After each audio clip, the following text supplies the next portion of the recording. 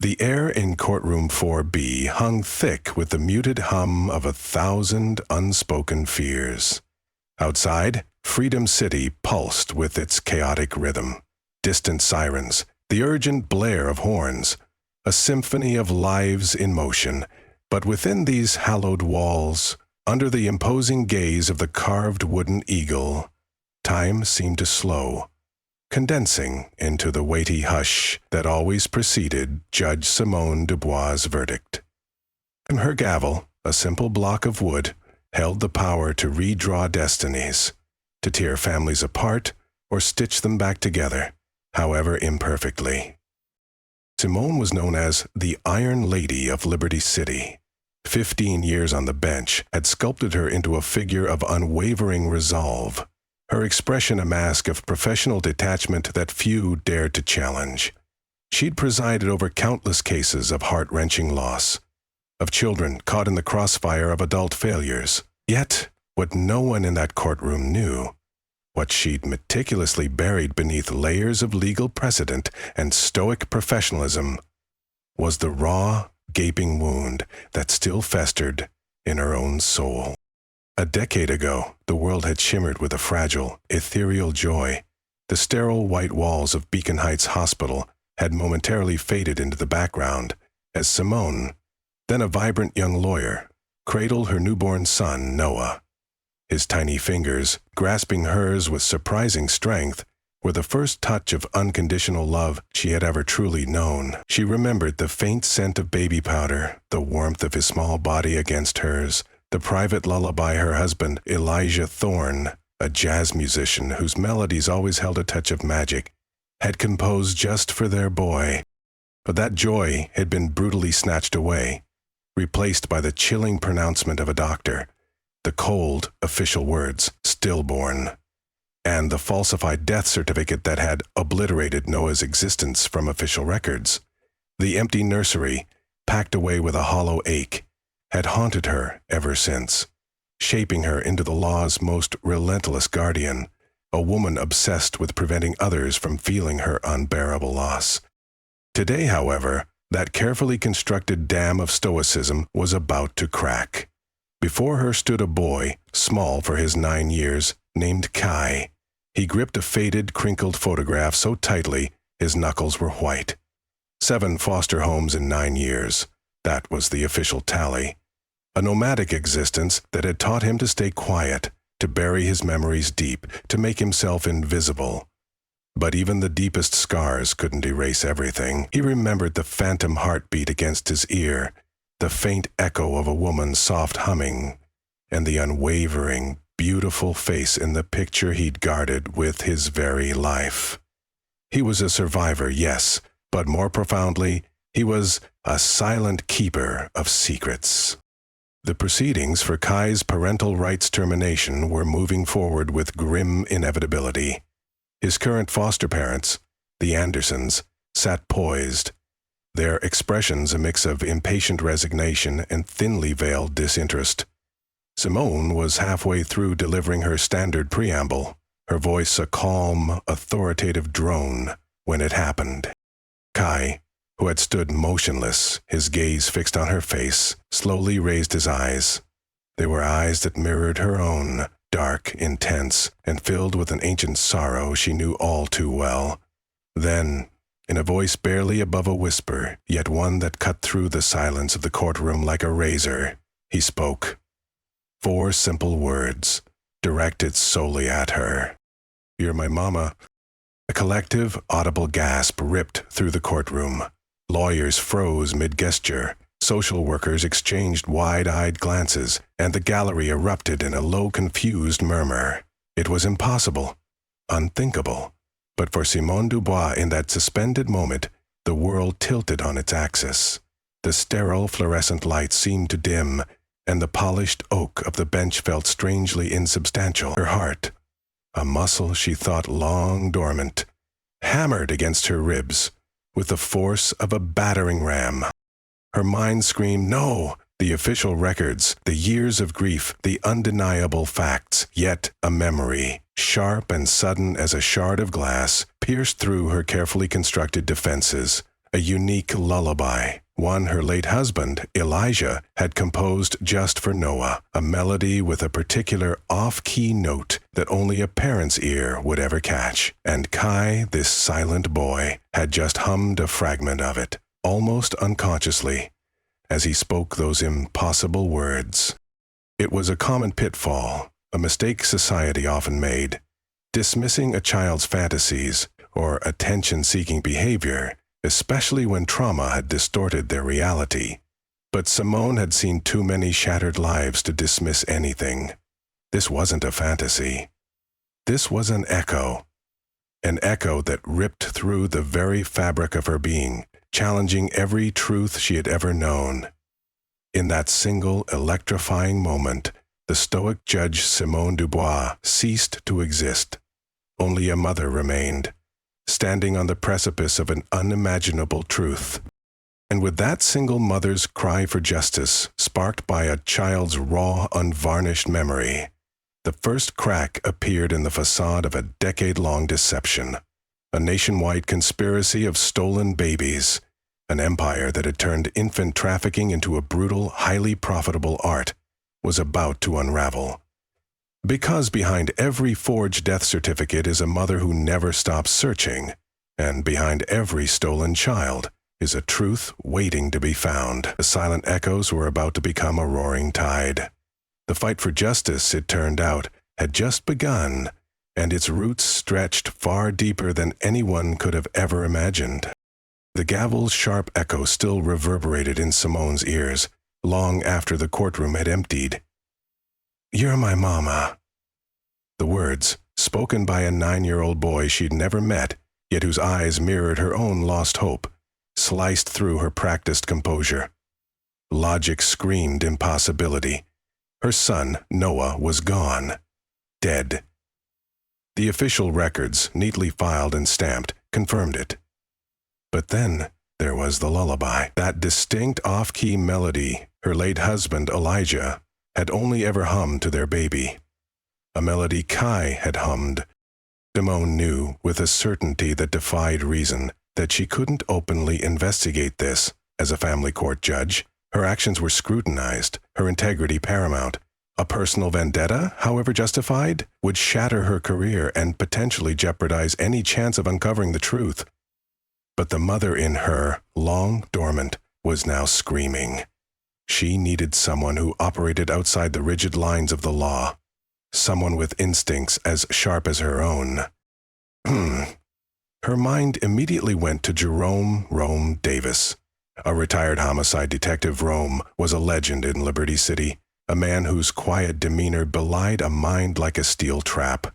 He had solved more cold cases than most active detectives combined, often by seeing the invisible threads that connected disparate pieces of evidence. He was respected by the community, particularly within the black neighborhoods often overlooked by official channels, because he listened. He saw them. Simone met Rome in a dimly lit diner on the outskirts of the city, away from prying eyes. She laid out the impossible scenario: a dead son, a living boy, a whispered lullaby. Rome listened, his expression unchanging, a deep furrow in his brow. His skepticism was professional, not personal. "Judge," he said, his voice a gravelly murmur, "hospital records don't just disappear. Death certificates don't lie. Unless," he left the unspoken hanging in the air, "unless they're made to." Rome's initial steps were met with a chilling wall of bureaucracy. Requests for Noah's birth records from Beacon Heights Hospital were delayed, misplaced, or returned with vague excuses. The official files, so meticulously perfect, seemed almost too perfect. "There's a subtle art to a perfect cover-up, Judge," Rome mused over a hushed phone call. "It's not about making things disappear. It's about making them look right. Making them blend in so well no one thinks to question them." This, he explained, was a common pitfall in investigations. Focusing solely on what's missing, rather than what's too present, too clean. Criminal organizations often thrive not by being flashy, but by exploiting systemic vulnerabilities. A lack of interagency data sharing meant a child's paper trail could be manipulated across state lines with frightening ease. and the silent, often unspoken demand from affluent, childless families willing to pay exorbitant sums for a perfect baby created a terrifying market. Rome started his discreet fishing expedition. He leveraged his vast network, retired nurses, frustrated social workers, even former informants who owed him a favor. He didn't ask about stolen babies, not directly. He asked about unusual patterns, an unexplained spike in infant mortality cases in the early 2010s at Beacon Heights, coinciding with Simone's tragedy. He looked for strange transfers of medical waste, or an unusually high number of failed adoptions at seemingly legitimate agencies during that period. He noticed a bizarre trend, a cluster of infant deaths reported from specific wards at specific times of day nearly a decade ago, almost exclusively involving families with limited resources or recent immigrant status. Families whose grief might be dismissed, whose voices might not be heard. Meanwhile, Simone embarked on her own quiet investigation. She couldn't access confidential files, but she could review old court cases from around Noah's birth year. She looked for anything unusual, a sudden surge in parental rights, terminations for negligence that felt disproportionate, or recurring names of specific social workers or foster agencies that seemed to handle an unusual number of cases. It was painstaking, exhausting work, a silent act of defiance under the guise of professional review. She also used her time with Kai. She didn't interrogate him, but rather gently coaxed out memories. "What did you remember about the Holmes, sweet boy?" she had asked, her voice soft, almost a whisper. Kai spoke of a cold room in one place, the smell of burnt toast in another, but most vividly, he recalled the lady with the soft hands and the sweet voice, who would play a special song when I was scared. He even mimicked a faint, rhythmic sound, almost like a heartbeat. The connection came through a crack in the system, a whisper through the wires. An anonymous email landed in Rome's burner account, a single cryptic sentence. "Look into Anya Sharma, former administrative assistant at Beacon Heights, 2014216. Lena, a former colleague from a past case, had pointed him in the right direction. Lena Chen, a timid woman he'd once helped, was now risking everything to help him. Her message was brief, frantic, a desperate plea for help. She knew things, Lena wrote. Things about the baby wing she left suddenly, scared.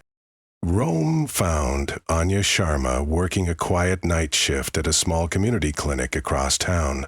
She was visibly nervous, constantly glancing over her shoulder. She spoke in hushed tones, her hands trembling as she poured them lukewarm coffee.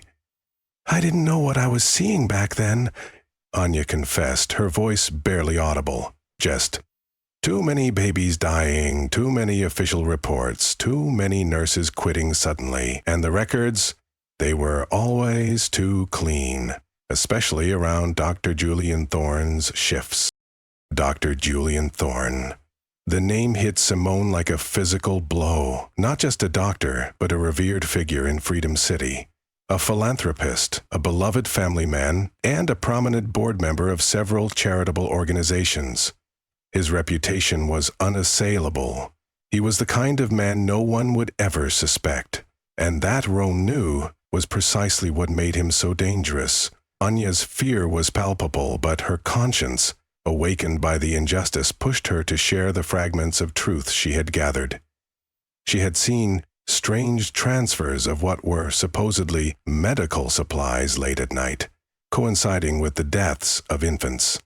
She had also seen discreet meetings between hospital administrators and representatives from a specific adoption agency, Golden Compass Adoption Agency, which was always listed as handling the placement of children whose birth parents had relinquished them under suspicious circumstances.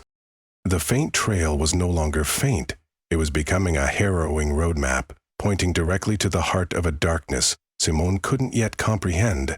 She had started this search for her son, for Noah, but As Rome laid out the accumulating evidence, she realized this was bigger than just her. This was a systematic horror, hidden in plain sight, preying on the most vulnerable. This wasn't just a search for one child.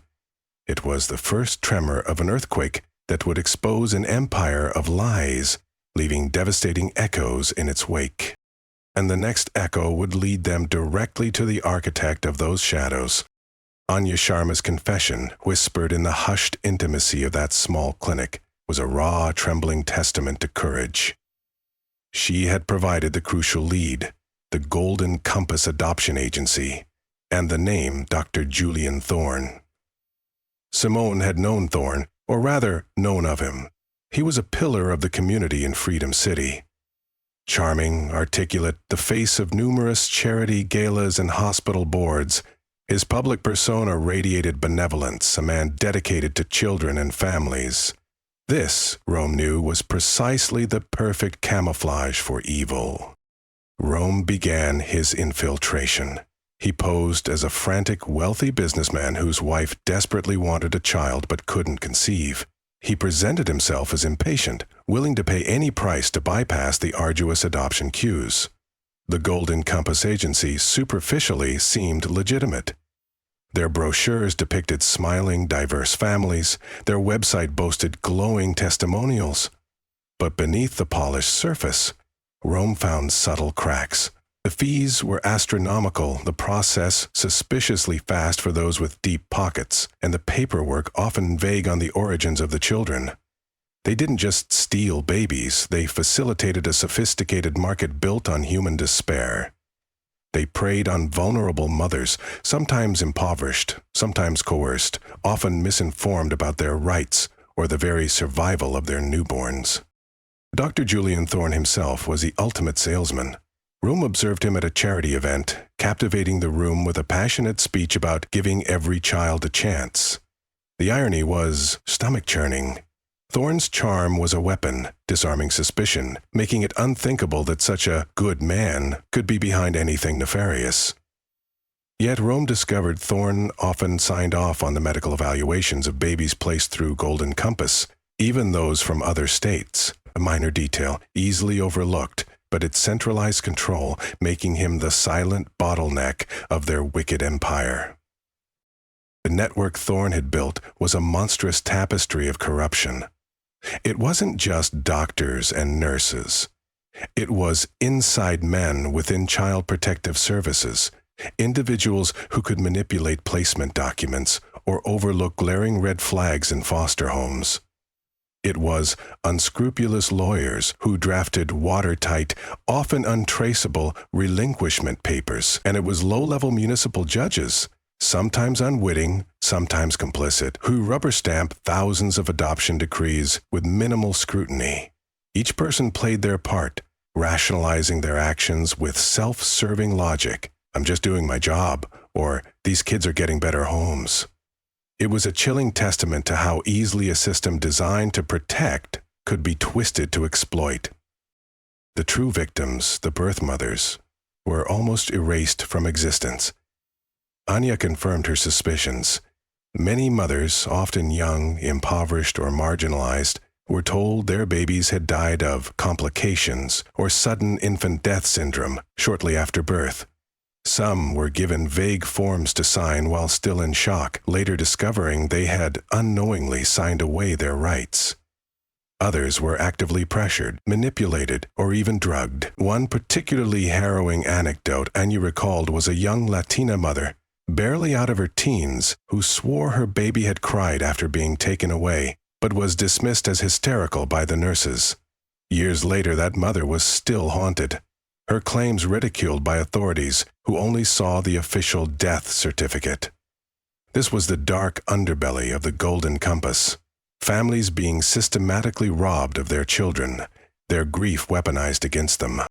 As Rome meticulously gathered evidence, Simone continued her delicate dance with Kai. His fragmented memories were proving to be an uncanny roadmap. He spoke of a flower lady at one home who smelled like lilies, a smell Simone later realized was the expensive perfume Dr. Thorne's lead nurse, a woman named Beverly, always wore. More chillingly, Kai started humming a tune, not Elijah's lullaby, but a short, repetitive jingle, almost like a corporate jingle. Rome recognized it immediately. It was the jingle for Thorne's network of wellness clinics that often sponsored adoption fairs, clinics that were strategically located near hospitals known for their high rates of difficult births. The twist came when Rome discovered a hidden clinic, a satellite facility for Thorne's wellness empire, disguised as a research center in a discreet industrial park on the edge of Liberty City. It had been operating for years, flying under the radar. Using a tip from Anya about specific transfer protocols, Rome, with the help of a former police tech specialist, managed to access old, encrypted security footage from the clinic's exterior. What they saw was chilling. Late-night arrivals of unmarked vans, discreet transfers of what looked like infant carriers, overseen by Dr. Julian Thorne himself. His benevolent smile, a stark contrast to the shadowy activity. This wasn't a clinic. It was a holding facility, a dark nursery for stolen futures. Anya, once a nervous informant, now became a key witness. But her decision came with immense personal cost. Her former colleagues, intimidated by Thorne's power, began to threaten her, anonymously at first, then more directly. Her apartment was vandalized, her car tires slashed. Simone and Rome had to move her to a safe house, ensuring her protection was paramount. It was a stark reminder of the lengths to which Thorne's empire would go to protect its secrets. The architect of shadows had meticulously built an empire of lies, preying on the desperate and the vulnerable, cloaked in respectability. But the threads were now unraveling, one by one. The silent echoes of stolen lives were about to become a deafening roar. The truth, however horrific, was finally emerging from the deepest shadows, poised to bring down a giant. And the next step would be the undeniable, scientific confirmation that would irrevocably shatter Simone Dubois' world and unleash a mother's full, unwavering fury. The air in Simone Dubois' office, usually filled with the scent of old leather and legal tomes, now hung heavy with an almost unbearable tension. It was the morning after Rome's discovery at the hidden clinic, the pieces of Dr. Julian Thorne's horrifying puzzle clicking into place with a terrifying precision. The security footage, Anya Sharma's brave, trembling testimony, Kai's fragmented but chillingly accurate memories, all pointed to one undeniable conclusion. But it needed proof, scientific, irrefutable proof. A court order, quietly obtained by Rome's legal contacts, had authorized a discreet DNA test. The sample had been taken from Kai, then from Simone. The results were due back that very morning. The wait was agonizing, each tick of the clock amplifying the frantic drumbeat in Simone's chest. She sat across from Rome, both silent, both staring at the unblinking green light of the phone, willing it to ring. For Simone, it wasn't just a potential scientific confirmation. It was the hinge upon which her entire world would swing, either plummeting into a deeper abyss of grief or soaring into an impossible, longed-for resurrection. When the phone finally vibrated, the sound was deafening. Rome answered, his face a carefully neutral mask. Simone watched, every fiber of her being screaming for a sign. He listened, his eyes widening almost imperceptibly, then slowly a profound relief spread across his features. He lowered the phone, his gaze meeting Simone's. "Judge Dubois," he said, his voice thick with emotion, "the results are in. The probability of paternity is 99.999%. Guy, is Noah." The words hit Simone like a physical wave, not a wave of joy, not yet. It was a tsunami of grief, of a decade of buried pain crashing down. Tears, hot and uncontrollable, streamed down her face, tears she hadn't allowed herself to shed in 10 years.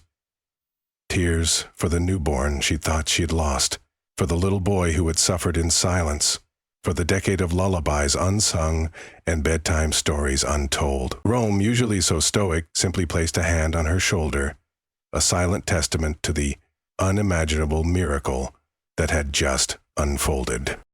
The reunion, when it finally happened, wasn't the picture-perfect embrace of a movie scene. It was a tender, tentative dance of rediscovery. Simone met Kai at a neutral location, a children's center known for its compassionate approach. He sat alone, clutching a new teddy bear, his small frame radiating a quiet fear. He knew intellectually that something momentous was happening, but years of emotional neglect had built an impenetrable wall around his heart. Simone knelt, her eyes brimming but her voice steady. "Kai," she began, using the name he knew. "Do you remember the lullaby? The one your mama used to sing?"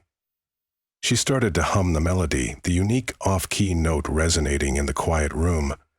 Kai's eyes, wary at first, softened. A single tear tracked a path down his cheek. He looked at her, truly looked at her. And in his gaze, Simone saw the flicker of recognition, the spark of shared memory. "Mama?" he whispered, this time with a certainty that reached her soul. "My mama."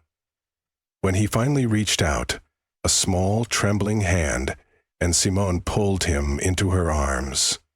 It was as if 10 years of frozen grief melted into a single, overwhelming surge of love. It was messy, it was raw, but it was real. The aftermath, however, was far from simple. The Davidsons, Kai's last foster parents, reacted with a blend of disbelief, anger, and a startling sense of victimhood. They'd paid for Kai, they argued, genuinely believing they were adopting legally. They felt betrayed, their investment snatched away. "We gave him a home," Mrs. Davidson protested, her voice shrill, unable to comprehend the profound difference between providing shelter and offering unconditional love. This unsettling encounter exposed a horrifying side effect of Thorne's network. Innocent people, desperate for children, could unwittingly become complicit, their own desires exploited, their grief manipulated into a twisted form of justification. It was a harsh reminder that even well-meaning individuals could be entangled in a web of deceit. The emotional wounds on Noah, however, were deeper than any legal battle. He suffered from nightmares, often waking with silent screams, reliving the neglect and fear of his transient childhood. He struggled with trust, flinching at loud noises, recoiling from sudden movements. Simone knew this wasn't a problem she could solve with a gavel or a court order. She immediately sought out Dr. Lena Howard, a renowned child trauma psychologist, whose gentle, patient approach began the slow, arduous process of healing. Dr. Howard introduced them to art therapy, play therapy, and a consistent routine that Noah had never known. Slowly, painstakingly, Noah began to open up. He drew dark, swirling pictures at first, then gradually, colors began to appear. He started to laugh, a clear bell-like sound that sent ripples of joy through Simone's heart. In one particularly poignant session, Noah drew a picture of a man playing a saxophone. A man with a kind, smiling face. "Daddy?" he asked, pointing, his eyes questioning. Simone, tears in her eyes, hugged him fiercely. "Yes, baby, your daddy, Elijah." Noah, in his own quiet way, was helping Simone heal too, bringing back fragmented memories of Elijah, reminding her of the man she had loved and lost, and the beautiful legacy he had left behind in their son. Meanwhile, Dr. Julian Thorne, desperate to cling to his crumbling empire, launched a last-ditch effort. He leveraged his powerful connections, attempting to discredit Simone through anonymous leaks to the press about her unprofessional conduct and emotional instability. He tried to bribe key witnesses and even ordered a break-in at Rome's office, attempting to steal crucial evidence. But his efforts were clumsy, desperate, and ultimately futile. Anya Sharma, now safely under witness protection, had provided a meticulously detailed account of Thorne's operations. Rome, anticipating Thorne's moves, had meticulously backed up all his evidence.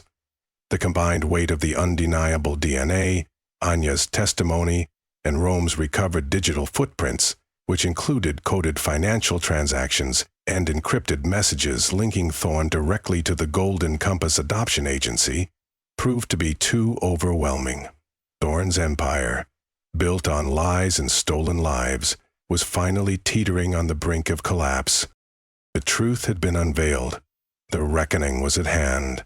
And for Simone Dubois, who had mourned a son for a decade, the journey of love and healing had just begun. The next chapter would take them beyond personal reunion, transforming their private agony into a powerful force for change, unleashing a revolution of hope that would resonate across the entire nation.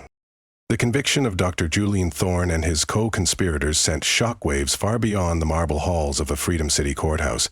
The trial had been a media circus, a relentless barrage of cameras and microphones, but it was Noah's story, the quiet boy who recognized his mother across a courtroom, that truly captured the nation's heart. His testimony, delivered with painstaking care through a child advocate, was a poignant testament to the trauma he'd endured and the unbreakable bond he'd unknowingly clung to. When the verdicts were read, guilty on all counts of child trafficking, conspiracy, and fraud, a collective gasp swept through the courtroom, not of surprise, but of shared anguish and righteous, long-overdue vindication.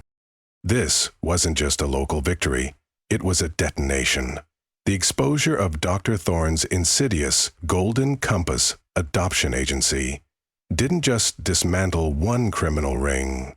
It served as a stark, horrifying warning. Other states, inspired by Simone and Rome's meticulous investigation, began launching their own inquiries. The domino effect was almost instantaneous. From the bustling streets of Atlanta to the quiet suburbs of Detroit, new cases surfaced, old files were re-examined, and families who had been told their babies died years ago suddenly found a glimmer of hope. We saw it in the news reports. In Atlanta, the Johnson family, who had grieved for a daughter they were told passed away 12 years prior, received a call. DNA confirmation followed, leading to a tearful reunion in a bustling airport terminal, a miracle born from the bravery in Freedom City. In Detroit, the Millers, devastated by the death of their twins, discovered their babies had been separated and sold to different families in separate states. The pain of their discovery was immense, but so was the newfound hope of reuniting their shattered family. Each story, echoing Noah's, hammered home a terrifying truth. This wasn't an anomaly. It was a nationwide scourge, hiding in plain sight, exploiting systemic vulnerabilities. The community in Freedom City, particularly the Black community that had often felt unheard and underserved by the system, rallied behind Simone and Noah with unprecedented force. There was a raw, communal understanding of the injustice, a shared history of marginalized voices being dismissed. From this powerful groundswell of support, the Liberty Legacy Foundation was born. Co-founded by Simone and prominent community leaders, its mission was clear: to prevent child trafficking, provide comprehensive support to victims, and advocate for sweeping legislative reform. We saw scenes of powerful grassroots action, candlelight vigils outside courthouses, peaceful demonstrations demanding accountability, and emotional support group meetings where reunited mothers, fathers, and children shared their journeys, finding solace and strength in their collective experience. The foundation launched a Lost Child Registry, a national database designed to cross-section birth records and adoption papers, closing the loopholes that Thorne had so cunningly exploited. They also initiated public awareness campaigns, using powerful testimonials from survivors to educate and empower other families. The impact went beyond individual reunions. The case of Noah, Kai, and Simone became a catalyst for tangible policy changes.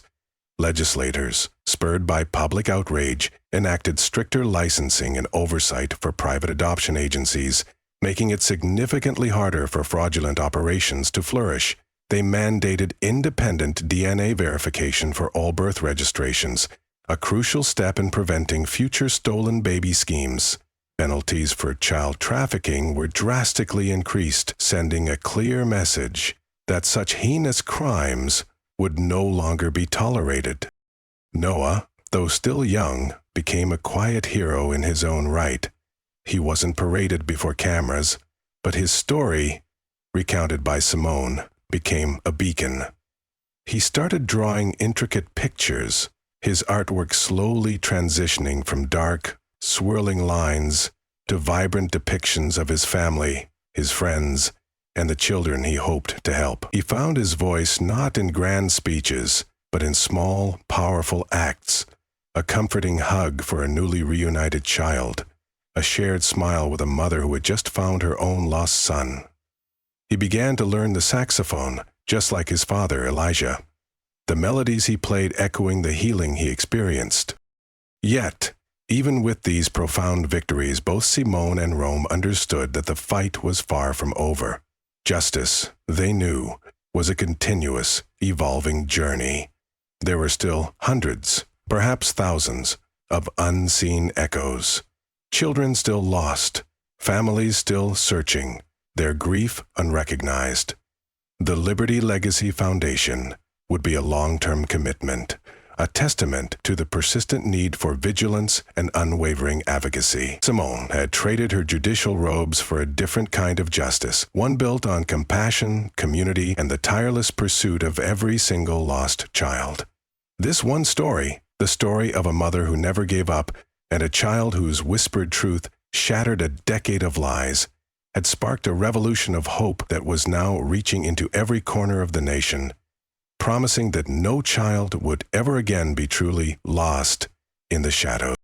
The roar of the courtroom faded, replaced by the quiet hum of a new purpose. After the verdicts were delivered and Dr. Julian Thorne's empire lay in ruins, Judge Simone Dubois made a decision that surprised many, but felt utterly right to her. She stepped down from her judicial role, trading her robes for a different kind of justice. She dedicated her life fully to the Liberty Legacy Foundation, the organization born from her and Rome's tireless efforts, and fueled by the raw, collective grief and hope of a nation.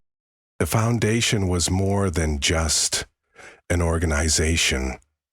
It was a beacon. Its mission was comprehensive, to provide resources for search and reunion, including forensic genealogy and DNA testing for families with lingering doubts, to offer trauma-informed therapy and counseling for the rediscovered children and their biological families, to extend free legal assistance to navigate the complex pathways of reunification, and crucially, to advocate for sweeping legislative reform that would prevent such a heinous crime from ever happening again.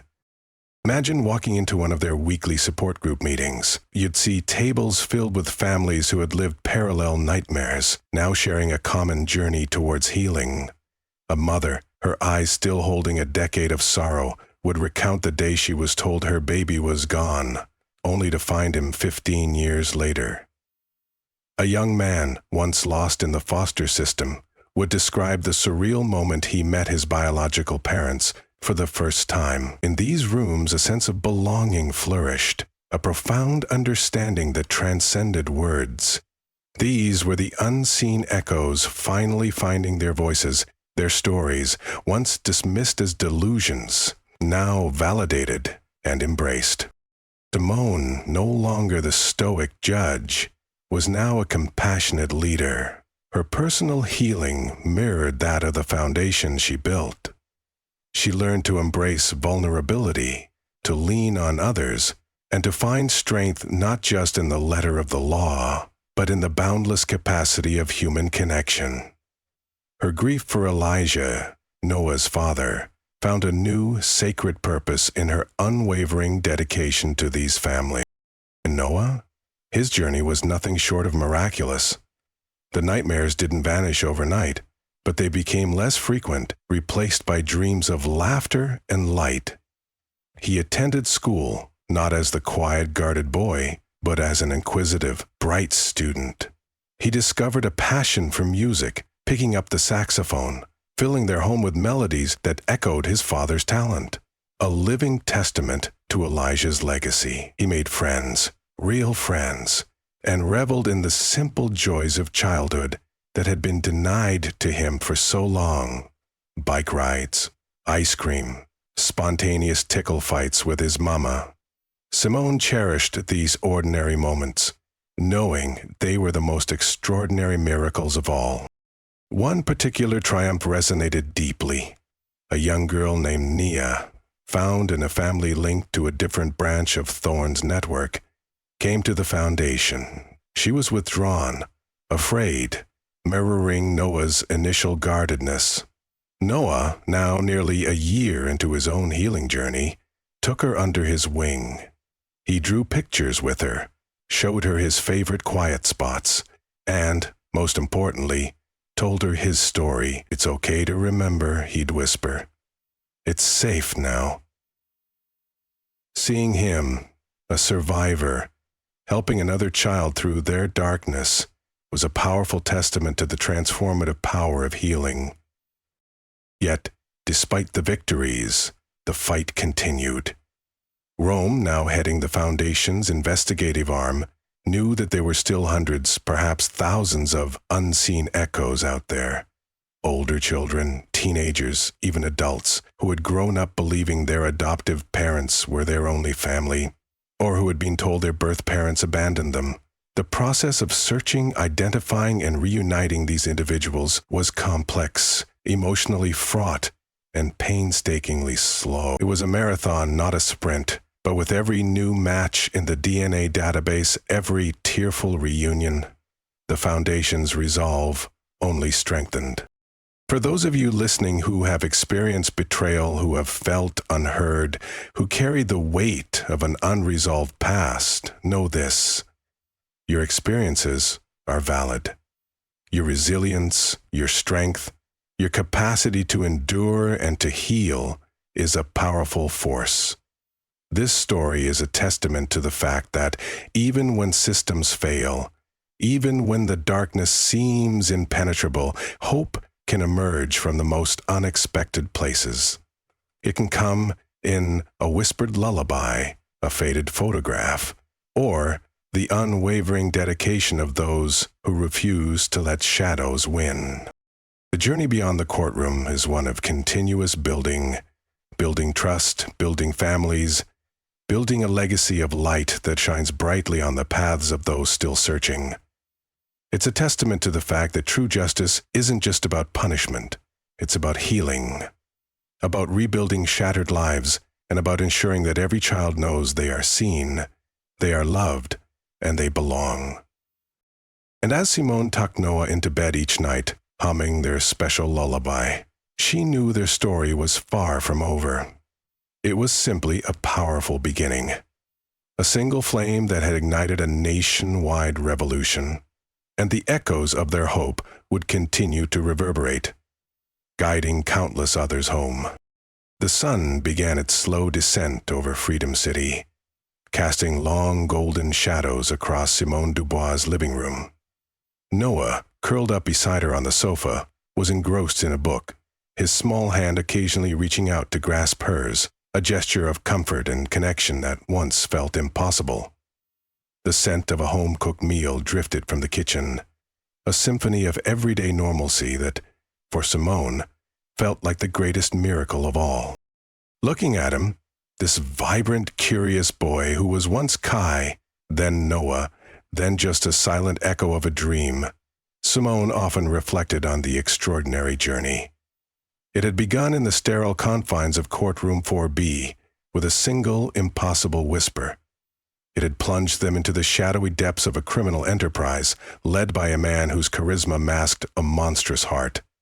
And it had culminated in a national awakening, ignited by the relentless pursuit of truth. The road had been arduous, marked by pain, fear, and moments of crushing doubt. She remembered the gnawing agony of thinking her son was gone forever, the chilling reality of his suffering in various foster homes, the constant threat from Thorne's crumbling empire. But through it all, there was an unwavering current, the primal, fierce power of a mother's love. It was this love that had driven her, guided Rome's investigations, and ultimately brought Noah home.